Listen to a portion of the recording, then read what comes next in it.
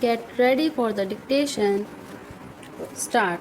Mr. Vice Chairman, Sir, I rise to support the Plantations Labor Amendment Bill brought up by the government for our consideration.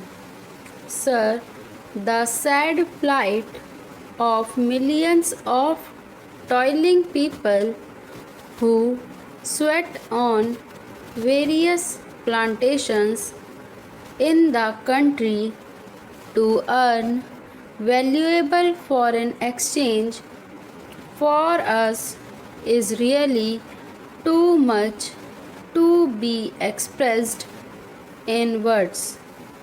These workers live and work in most inhuman and pitiable conditions. These plantations include tea, coffee, cinchona, rubber, etc. And as we know, tea alone is one of the major foreign exchange earners of our country. But, sir, it is indeed most regrettable that notwithstanding a lapse of 62 years since our independence, these workers who earn crores and crores of rupees by way of foreign exchange have to live in most miserable conditions. They live in houses that are most insecure and collapse frequently, and when these workers die as a result of these collapses, their guardians or their dependents do not get even due compensation for the loss that they have to bear. Unhygienic living in distant and far-flung areas, compounded with lack of medical and educational facilities, make their life utterly miserable.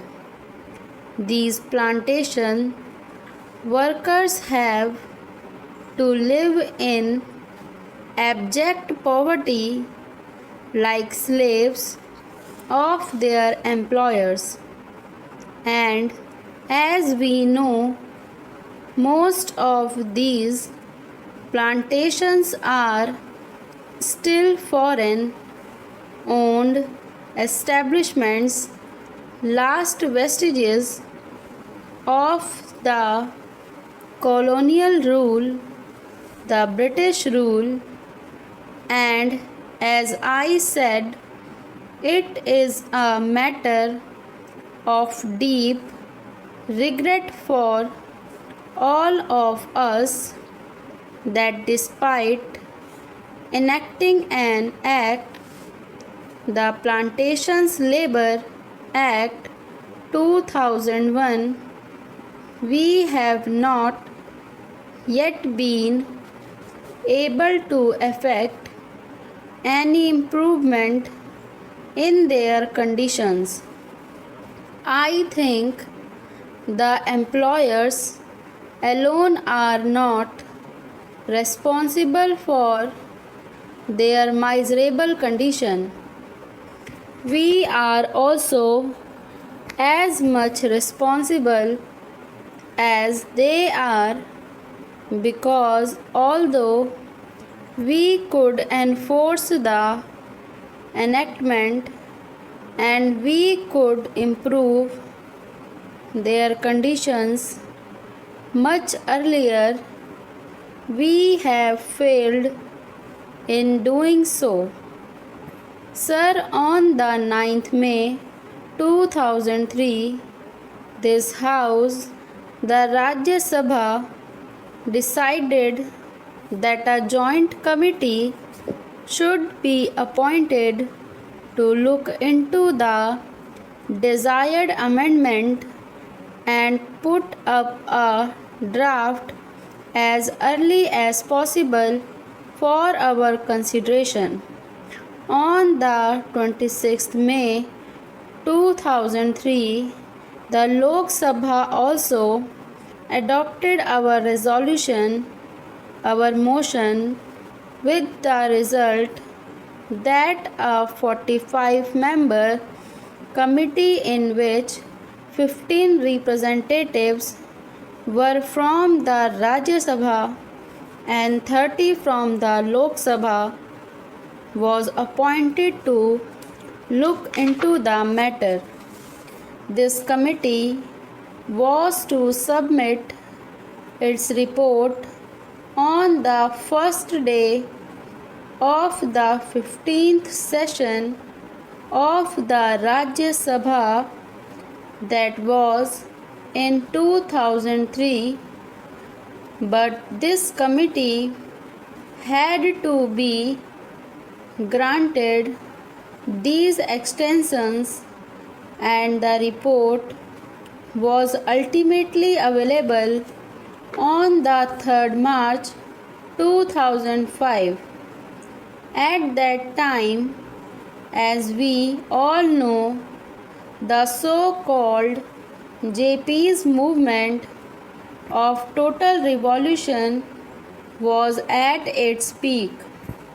Within 2 or 3 months, the national emergency had to be declared, and during the emergency, priorities had changed, and we could not just effect this desired improvement at that time, and we could not bring about this legislation.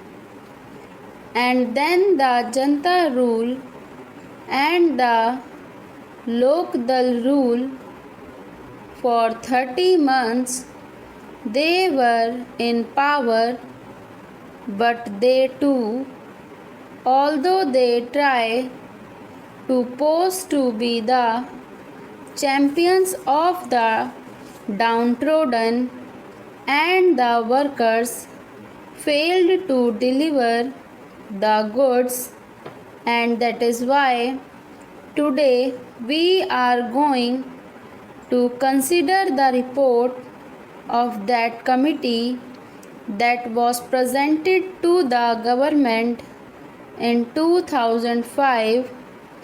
Therefore, we are also equally responsible for not ameliorating their conditions and their plight. The committee had to consider 120 memoranda giving views and suggestions from various unions and associations, and 59 witnesses appeared before the committee, and that committee itself came to the conclusion that in various areas, even the barest minimum facilities, such as arrangement for supply of wholesome drinking water, latrines, urinals, provision of qualified doctors, had been not provided through these amenities, are a must under the Act. The Act has been there, but we could not enforce it. We could not implement it only because the employers did not want it. They did not want to give to the workers due justice. Inadequacy of punishments that are awarded under the Act is one of the main impediments standing in the way of implementation of various welfare measures. Courts generally take a lenient view of the offences under the Act and they let off the employers who are offenders with light punishment, which generally amounts to a fine of ₹100. So, the committee just suggested amendment to section 36 of the Act. An employer is required to provide these workers living accommodation, but generally in spite of the fact that the government gives loan and subsidies to the employers for construction of houses, progress in regard to these constructions is very poor. As I said earlier, very unhygienic and insecure houses are there where these people have to live. Even compensation to the workers in the event of house collapse is not given.